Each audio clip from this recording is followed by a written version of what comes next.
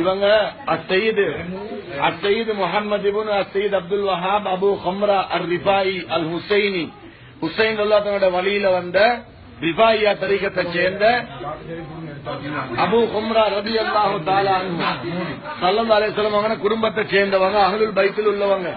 இது நம்ம லிஸ்ட்லயே இல்லையே. அடேங்கப்பா. இவங்க இந்தியாவிலிருந்து பக்தாதுக்கு நடந்து வந்தாங்க. நடந்து வந்து எல்லாரும் தியானம் செஞ்சு போட்டு இங்க யுத்தம் நடக்கிற நேரத்துல கூட அவ்வளவு பேருக்கும் யுத்தத்துல காயம் அடைஞ்சவங்களுக்கு மருந்து செஞ்சு கொண்டு உதவி செஞ்சு கொண்டு இருந்தாங்க.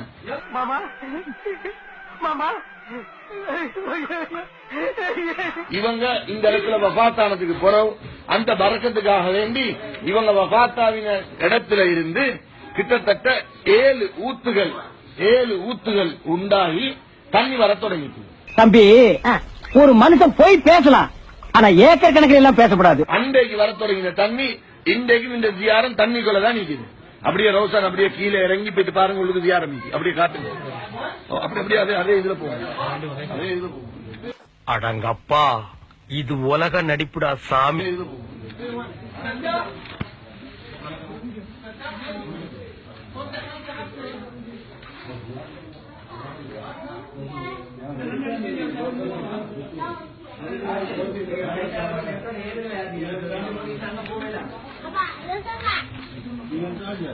இந்த இடம் தான் தெரியல இடம். மனசை தேத்திக்கங்க, பயந்து.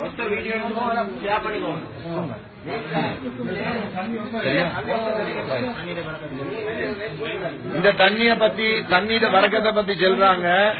தார் ஷரீப் புள்ள பாக்கியம் இல்லாதவங்களுக்கு இந்த தண்ணி எடுத்துக்கொண்டு போயிட்டு குளிக்கிறதுக்கு சொல்லி இந்த தண்ணியை கலந்து குளிச்சா எத்தனை நாளைக்கு?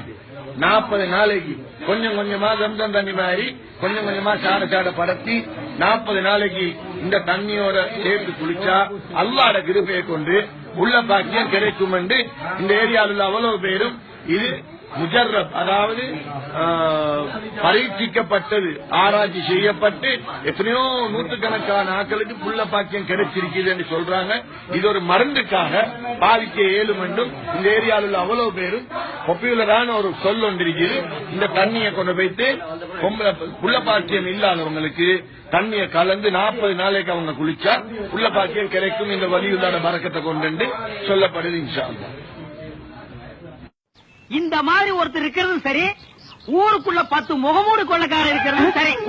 இந்த தண்ணி எடுத்துக்கொண்டு போயிட்டு குளிக்கிறதுக்கு சொல்லி இந்த தண்ணியை கலந்து குளிச்சா எத்தனை நாளைக்கு? 40 நாளைக்கு கொஞ்சம் கொஞ்சமா ஜம்சம் தண்ணி மாதிரி கொஞ்சம் கொஞ்சமா சாட படத்தி 40 நாளைக்கு இந்த தண்ணியோட சேர்த்து குளிச்சா அல்லாஹ்வோட கிருபையை கொண்டு உள்ள பாக்கியம் கிடைக்கும் என்று அந்த ஆளு சொல்றது உண்மையா?